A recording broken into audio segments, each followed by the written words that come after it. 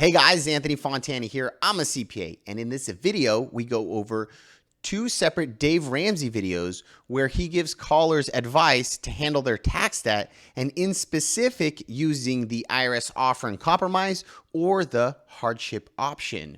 Now, these videos were brought to my attention by a client of mine. And since this is my bread and butter, if you've ever watched my channels, that's what I do. I do the IRS offer and compromise. I go over actual case examples where they get accepted. I use the actual forms we filed, documents. I go over how to fill out these forms and how exactly this offer and compromise works. So without further ado, let's take a look at these videos. All right, here's Rebecca's in Orlando, Florida. Hi, Rebecca. Florida. Welcome to the Dave Ramsey Show. Hi, Dave. Thanks so much for taking my call. I'm very grateful. Sure. How can we help? I have the Florida prepaid program for both of my children, and my son doesn't think he's going to go to college. It's not the 529. I have a large IRS debt I'm trying to eradicate, and I was thinking of taking the money from the Florida prepaid plan to put it towards the IRS debt. And then when my daughter's ready for college, I could just cash flow her. How much is in the prepaid plan? $23,000. And how much is the IRS debt? $55. What is the IRS debt from? It's from 3 years. I'm embarrassed to say my daughter was sick, and I was in the middle of a divorce. And I was just trying to keep food on the table, and I hadn't filed for a few weeks. Okay, so it's just back taxes. Just back taxes. You hadn't filed at all, and you must be. I had since filed. So you must be 1099 or self-employed. Self-employed, yes. Yeah. Okay. So what do you make? Well, this year with the pandemic, I'll probably make about 55, maybe 60. So you've got the IRS on a payment plan. No, I actually applied for an offer and compromise, but I haven't heard from them yet. It's been a very slow. You're going to be denied. Mm-hmm. Okay. Like that advice right there, that's a little quick to jump and say you're going to be denied with just knowing that she has $23,000 in a prepaid plan, which is like a college savings plan, like they stated, and she makes $55,000 a year self-employed, and she has 2 kids, okay? That was so fast for him to just be like, you will be denied. I don't know about that. When I go through these types of consultations, at least takes me an hour to determine if you're going to be like, if this would be a viable plan or not, to go down the offer and compromise route. But he said that without even letting her finish the sentence. That was like, that's crazy. So I don't know about that. Okay. I wonder what else. You have to be able to show here? pauper status, absolutely no income and no assets to get an o.i.c. through. That's not accurate. That is definitely not true. I have examples on my YouTube channel, actual examples with all the forms we filed where people make money and they have some assets, okay, and get an offer accepted. Now, is he like somewhat right in this? Yeah. Most people don't, again, I'll say this again. Most people don't qualify for an offer and compromise. Okay. But to say that like no income, no assets, that's not 100% accurate because the IRS does allow for you to have living expenses. So you can have income and then offset that with living expenses. And then, whatever's left over, we call disposable income, then goes towards the offer like we just went through with the Excel spreadsheet. Anyways, we'll go through a spreadsheet with this example too. Let's continue to hear what else we have here. That's one of the great mythologies. How much did you pay for this o.i.c. application? I put it down $6,000. Oh, man. Yeah. See, that's not 100%. Hey, don't give me more money. Not 100% that that's this thing's going to be denied. That's not true. There's just I've been doing this 30 years. I've seen 2 of those go through. 2. He's seen 2 within the last 30 years, he said. Well, it makes sense. He's not actually filing these offer and compromise. He doesn't actually do this. So that makes sense that, he's only seen 2 within the last 30 years.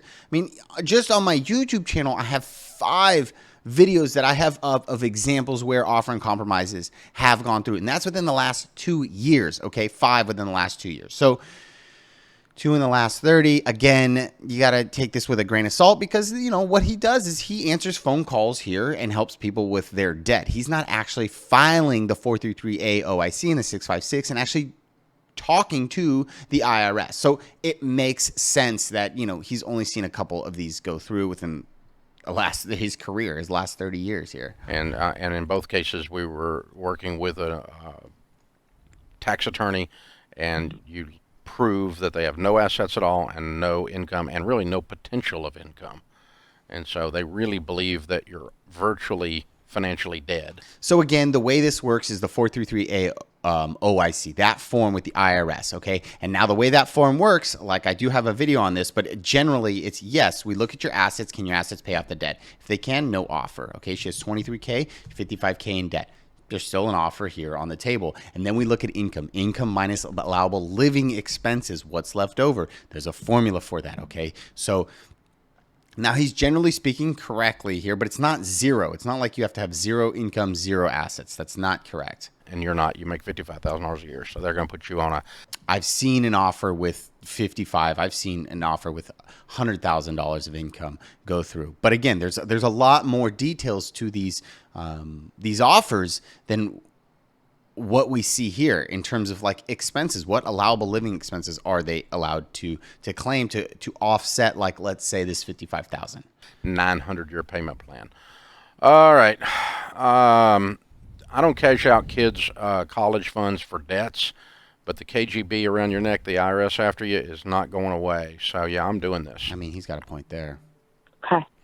All right. But be forewarned that what goes with it, the tears that you had a minute ago, with the shame of not having filed because of all the stress and the horrible things you were going through, you're probably going to have more of that feeling because you just use your kids' college fund to clean up the mess, or part of the mess. And so that's why I almost never tell someone to use a college fund, even though it might make mathematical sense, is because you feel like a dog using your kids' money that you set aside for them. And I just want to warn you ahead of time, you're going to have that feeling, but it is still the logical thing to do. It's the right thing to do here. It is the best thing for your kids, for their mom to get straightened up and get this debt out of her life, because the IRS has tremendously expensive penalties, interest, and they have almost unlimited power to screw up your life. You want to get them out of your life. Believe me. Yeah. I mean, he's got a point there. It's the only kind of debt that terrifies me for our clients. It terrifies me because I've seen what the KGB does to people, and when they decide they want to get rough. And so I just don't want you on that thing, and I want you to get with one of our tax ELPs and get an installment plan working as soon as you hear that the o.i.c. went sideways. And certainly don't see, you listed on the o.i.c. that this college money exists, right? No, because there's technically no cash value, and I didn't even think about it until after I submitted it. Oh, there's technically cash value. When you cash it out, you're getting cash. Yeah, I guess I didn't. Yeah, Dave Ramsey's got a point there. Because if they saw that on the application, they would have grabbed it. They would have said, "No, you're not. Definitely. You're going to give us that money." Definitely. So if I'm wrong, I'll be happy for you. And the o.i.c. comes through, and they say, we'll settle this $55,000 debt for $23,000. Cash it out and do it. But then you've got to really get in gear, and you got to start working with your son and your daughter on how they're going to get their education paid for. They're going to get really good at taking the ACT test. Yeah, they're going to get really good at all of those. This is a level of vulnerability that they're doing to clean it up. Not a conversation that you portray the end of the world. No. It's and we're all going to do this at the table together. And pandemic or otherwise, you got to get your income up, and you got to get this thing knocked out fast. Yep. As fast as you possibly, and that'll help the kiddos start to think that way. And so they don't say anything more about taxes. Okay, so Dave Ramsey, quick to jump on saying no, the offer is not going to. It's not an option here. You wasted $6,000. I would not be so quick to say that. Okay, let's take a look at this though. Let's see, with the facts that they gave us here. Okay, what does she make? $55,000 a year. She said she's making currently, self-employed. Okay, so there we go. And she said she had 2 kids. So I don't know if she's married, and if the spouse has income, or if she just by herself had a household. Okay, so but in this example, I'm gonna say we don't know, so we're gonna do head of household. Okay, she's by herself and she has the 2 kids, which is all we know from the call.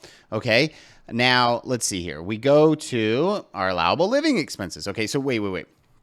Step back. Assets. So she has that Florida prepaid plan, which is $23,000. Okay. The IRS is going to allow, let's see here, an allowance for tax.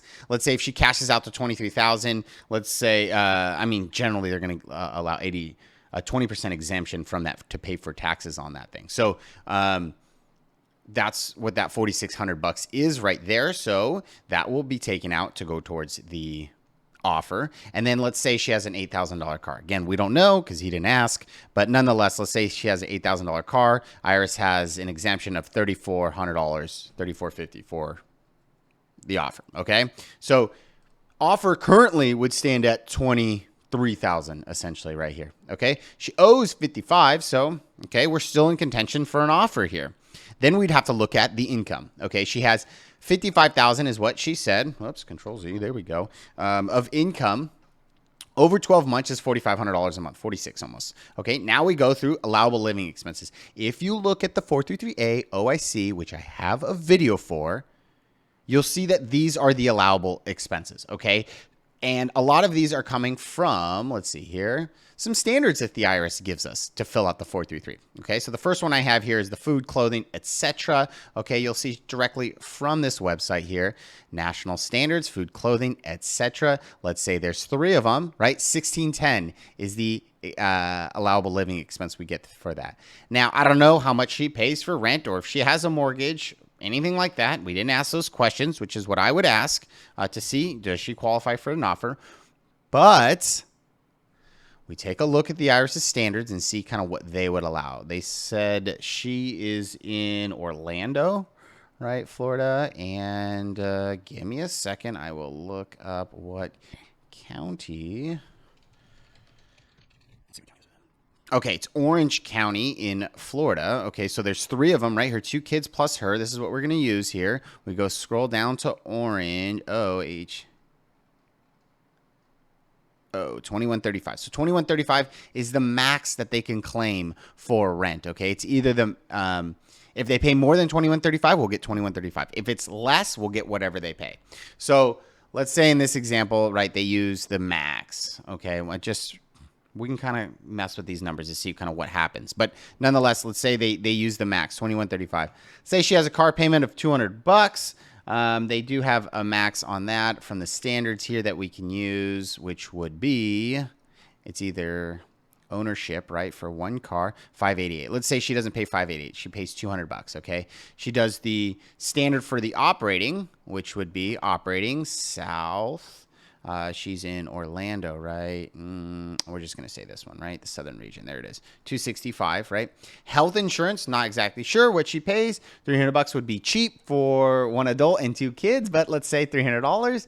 And out-of-pocket healthcare. This is also a standard from the IRS's website here again to fill this thing out. We look here, out-of-pocket healthcare standards. We get $75 a person. Okay, there's 3 of them. Oops, here we go. Oh, come on. There's 3 of them, right? So that's what we get, the $225. And then let's say for taxes at 9%, which is low, okay? But let's say she's paying 9% of her income in tax, current taxes, okay? Based on these numbers, right? Again, this is kind of high. Let's say we do $1,800. I mean, maybe it's not high. $1,500 she pays, okay? Based on these numbers here, again, we have disposable income of just under $70 here.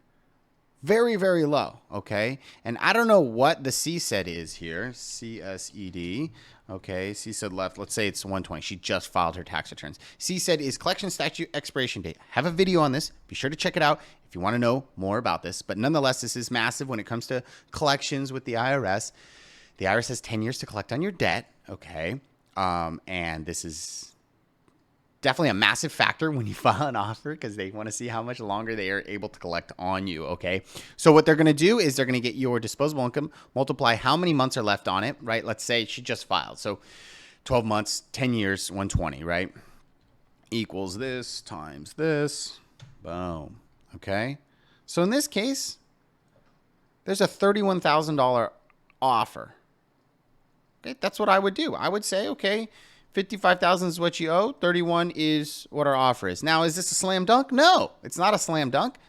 But is there a potential for an offer? I'd say so. Okay. And what could get us a better offer? Maybe if she is paying more for a car or she's paying more for rent. If she's paying $1,800 for rent, all of a sudden this is going to go to zero over here, and that's her offer. Her offer is essentially her Florida prepaid plan and her car, right, minus the exemptions that they give us. So the $23,000 essentially is what her offer is. $23,000, I would say, not a bad offer. You owe $55,000, you pay $23,000, you got an offer. Moral of the story here is we don't jump to conclusions in terms of like, do you qualify for an offer? Are you a good candidate for an offer and compromise? We go through an example like I just showed you of a spreadsheet and all your living expenses to determine, do you actually qualify for an offer and compromise? Obviously, Dave Ramsey does not do this for a living in terms of filing offer and compromises, dealing with the IRS, filling out these forms, okay? So he's coming from a conservative standpoint in that most people don't qualify. Is he right in saying that? Yes. Is he right in giving this advice to everyone? No, right? You actually have to go through their situation to see if they qualify, as we've seen here on our spreadsheet. All right, Florida. What's up, Annie? Yeah, hi. Just All right, let's go to Annie in Tampa, Florida. What's up, Annie? Annie in Tampa, Florida. yeah, hi. Just found out late last week that my husband owes over $100,000 to the IRS and to the Department of Revenue, and I have no idea what to do. Okay, so she lives Tampa, Florida. Her husband owes. That means she doesn't owe, so they must be married, filing separate. Okay, these are key things when we got to determine hardship. Okay, so those are definitely some details I've got jotted down. We'll come back to this. $100,000 between the IRS and State Department.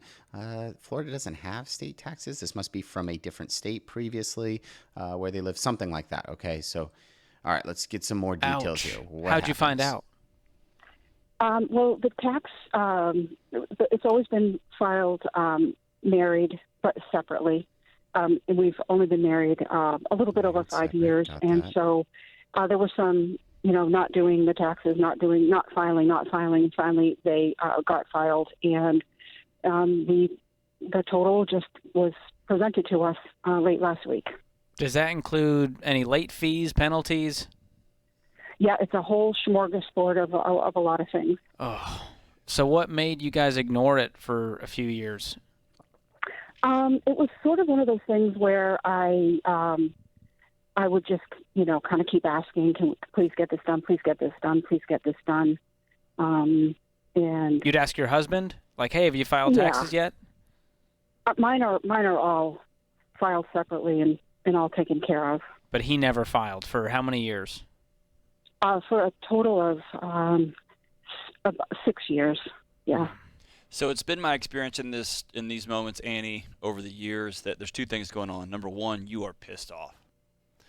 It's one of the foundations of doing business is paying taxes. How about getting to dealing with this thing? I have to say that I've really processed through a lot of this and done a lot of praying with it, so I'm past that. Okay. Praise God, and I'm at a place where I'm very grateful that they finally did get filed and processed, and now I'm talking to so many so-called experts who are telling us to do all kinds of different things, try to get on hardship. Did you reach out to the experts?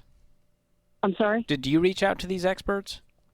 It was really both of us. Right now, I just finished school, and so I am currently not working. I'm studying for a big exam, and so he's working 2 jobs. He is an exceptionally hard worker. What does he make? What's the household income currently? Right now, it's about $52,000 52, maybe 53 with some overtime. So 53,000. That's a key thing. Okay, he makes 53,000. They live in Tampa, Florida. Okay, that's what we know. He's Married, a filing W-2 separate. employee at this point. W-2. And that's with okay. both jobs? That's right. Two jobs. No, I'm sorry. A lot has changed. With the side jobs, probably an extra. At this time, there's no extra side jobs right now. Okay. And let's assume you passed your exam. What are you going to be bringing home? Somewhere around 60 to 65. Okay, so we'll be at six figures pretty soon. So currently she doesn't make money. So she's zero, bringing nothing to the table. He's bringing 52, 53. Okay. Yes. Because we need to increase the shovel ASAP, and this IRS debt is going to go to the top of your debt snowball, and it's going to be the one thing you focus on probably for the next few years.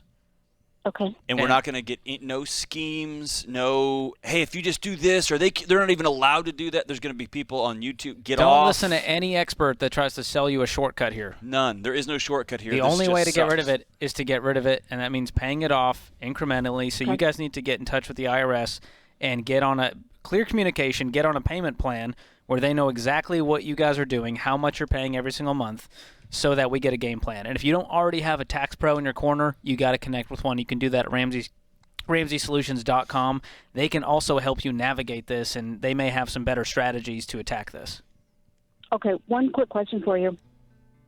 Right up against the clock. Go real quick. Yep, we're hearing from a lot of people that we should go into hardship, but then then you're penalized if you go. Stop if you're listening to to a lot No, of don't people. go to hardship. You're not in a hardship. You just didn't do your. Okay. You didn't pay taxes for 5 years. You're not in a hardship. You got the money, and you're about to. You've got jobs. You've got work. Don't go into hardship. Get with a tax pro and get this thing paid off, and it's going to really be tough. No And shortcuts, no games. Never be silent again, Annie. Okay, so let's see here. Let's break this down. Now, obviously, yes, Dave Ramsey has good message in terms of, let's not get into debt. Let's get, all your debt paid off. I think that's all great message here. Now, they did give very quick advice on terms of no shortcuts. Let's just get this thing paid off. And you know what? I think 9 times out of 10, that's the right advice for most people, okay? But the thing is they didn't go into any details of how exactly the like that hardship, like she said, option works. Okay, and that's what I'll do right here for you based on the limited information that they gathered. Okay, now if she would have came straight to me, I would have gone through, her whole situation to see would she really actually, or her husband, right? Would her husband actually qualify for an offer in compromise, which is, I believe, what she's trying to get at in terms of this hardship option here. It's the offer in compromise. Okay, so let's take a look at that. I will go ahead. I'm going to bring out my spreadsheet that I actually do when we go through a consultation. Okay. So here we go. Let's see. I kind of already pre-did this, so you don't have to look at me do some data entry. But nonetheless, that we would start with, okay, married filing separate is what we're doing here, right?